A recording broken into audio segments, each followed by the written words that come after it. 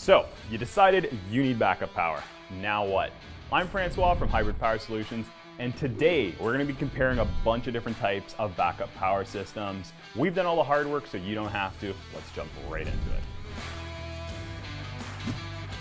Alright, so the first type of generator we're going to take a look at is the portable generator. So these are typically around 3,000 to 8,000 watts, and as the name describes it, they're portable.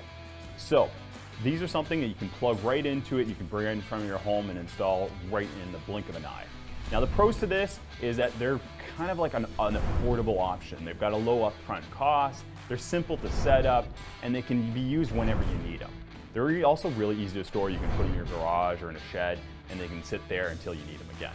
Now the cons of these, they only power the essentials because really usually you're just plugging stuff in manually. You've got ongoing fuel and maintenance costs to them. They don't really run for very long before you got to refuel them. They got small tanks and they're really loud. And the other big thing, they can't be used indoors. Now one thing with portable generators is they're not that safe.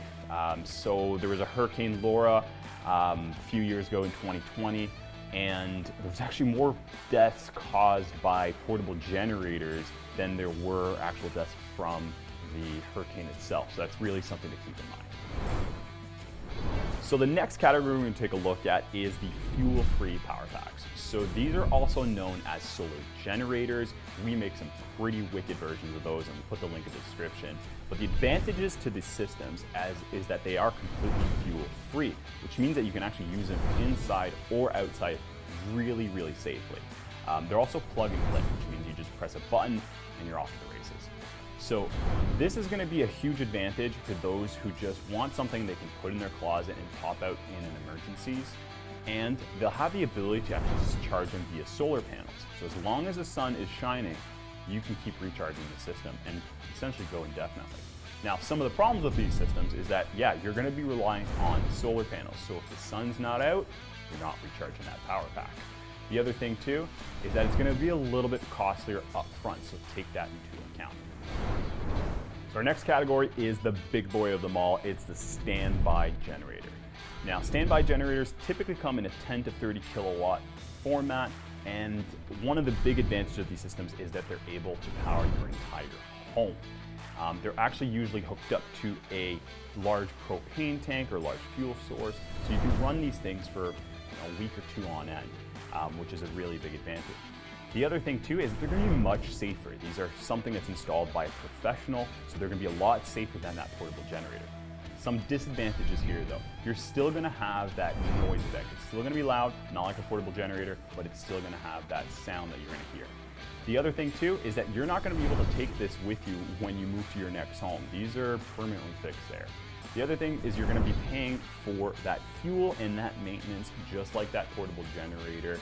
So keep that into account when you're factoring in all the costs associated with that system. Last but definitely not least, this is my personal favorite. I am completely biased on this subject though. It is the battery backup system.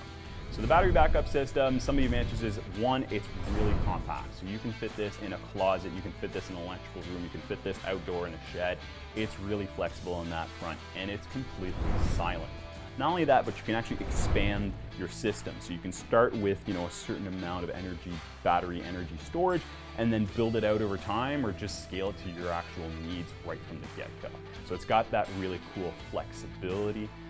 The other thing too, it's got no switch over time. So when that grid is lost, you're pretty much instantly back on battery backup, and you'll probably not even notice that the power went out. Some of the disadvantages of this system is that it's likely going to be around the same cost as a standby generator, maybe even more depending on how many batteries you buy, but it's definitely going to be more expensive than the portable generators.